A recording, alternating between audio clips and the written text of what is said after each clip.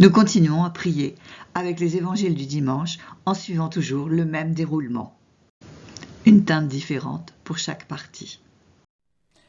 La parole qui nous est donnée pour ce 5e dimanche est le récit de la résurrection de Lazare.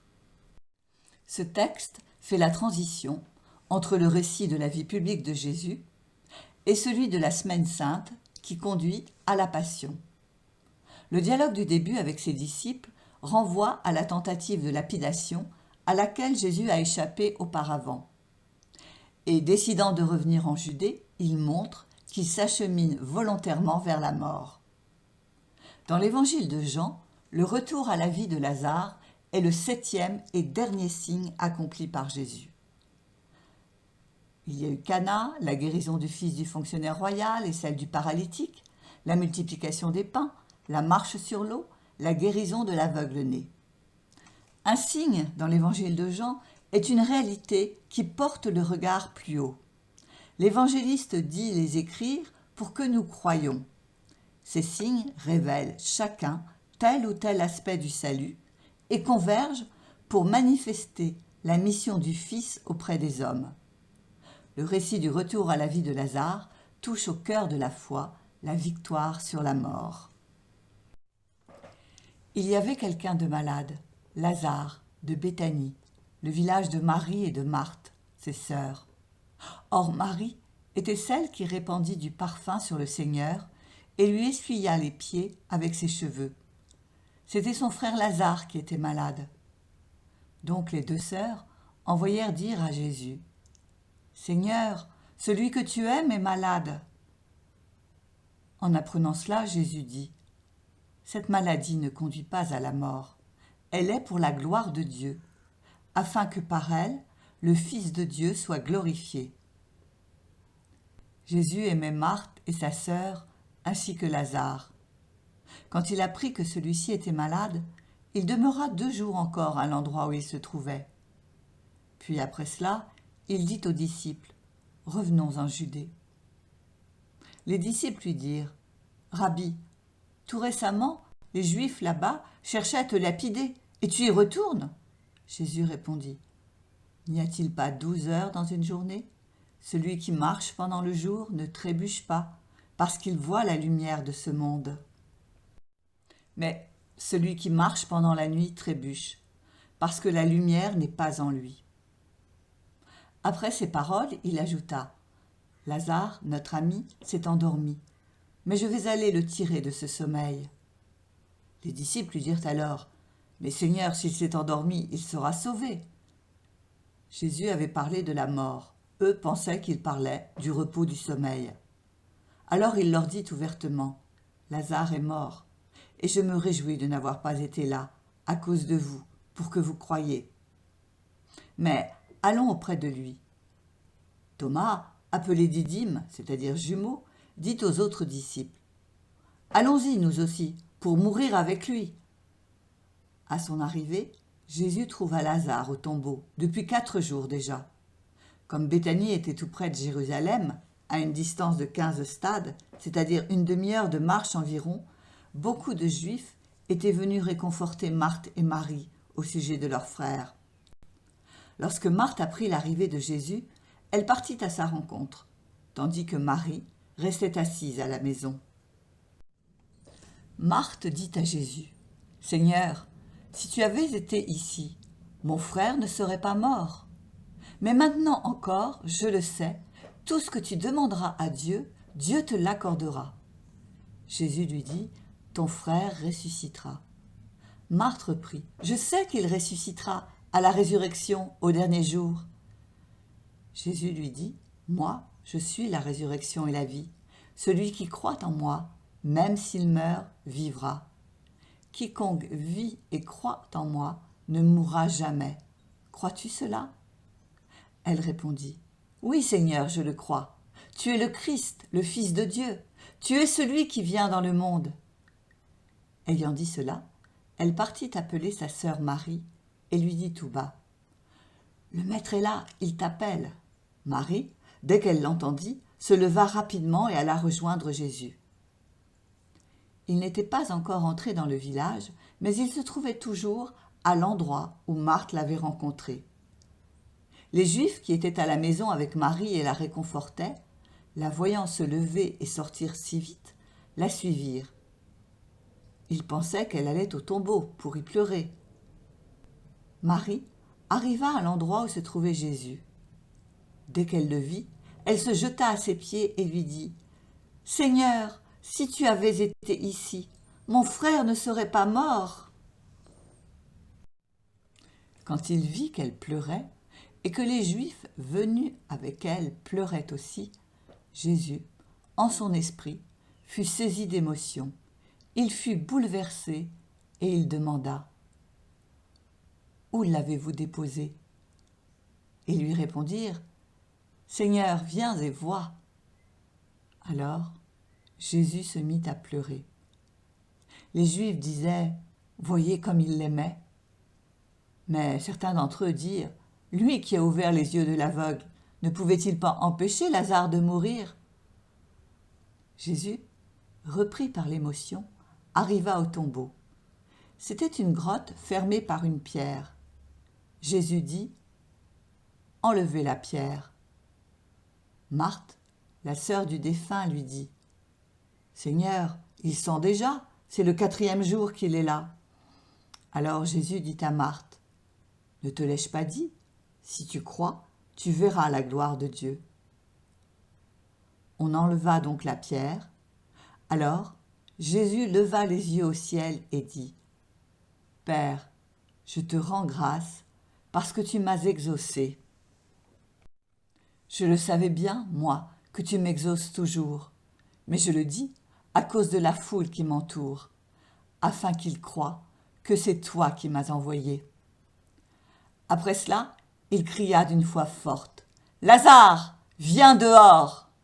Et le mort sortit, les pieds et les mains liés par des bandelettes, le visage enveloppé d'un suaire. Jésus leur dit « Déliez-le et laissez-le aller. » Quelques clés de lecture pour mieux entrer dans le texte. Cette maladie ne conduit pas à la mort, elle est pour la gloire de Dieu, afin que par elle, le Fils de Dieu soit glorifié. Il ne nous est pas dit là que Dieu veut la maladie ou la souffrance, mais que la gloire de Dieu dans la Bible, c'est la vie, et que Dieu n'est pas le Dieu de la maladie et de la mort.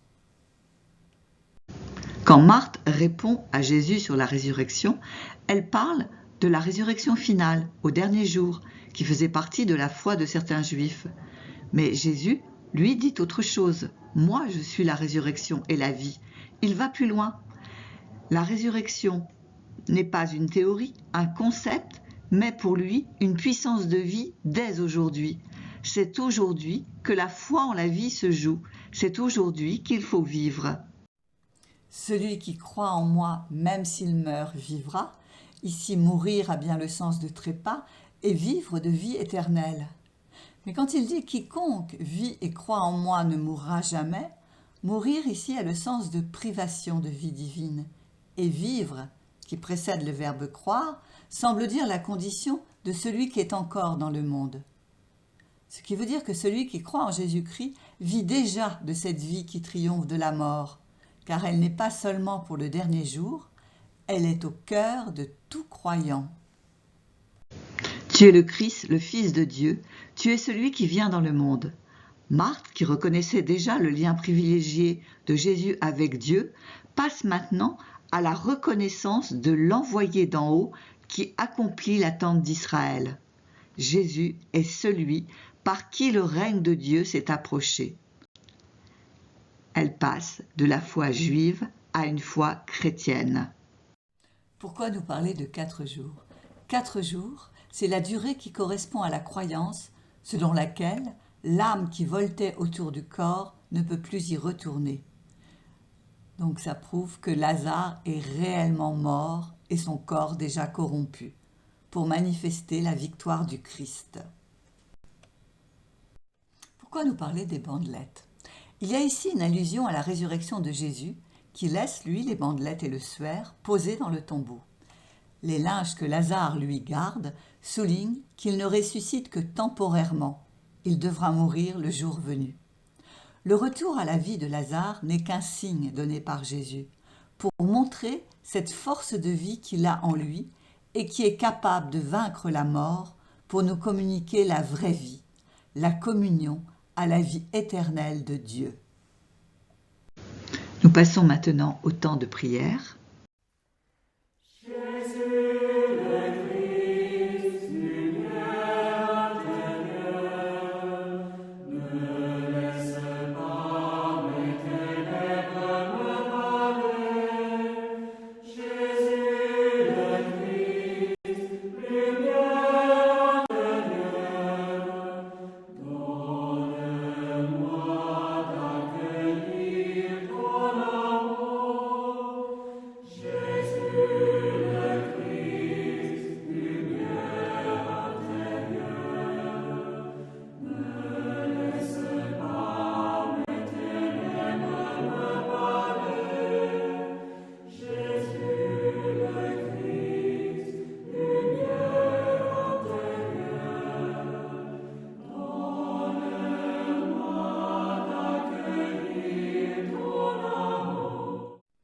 Prenons le temps de relire en silence le texte.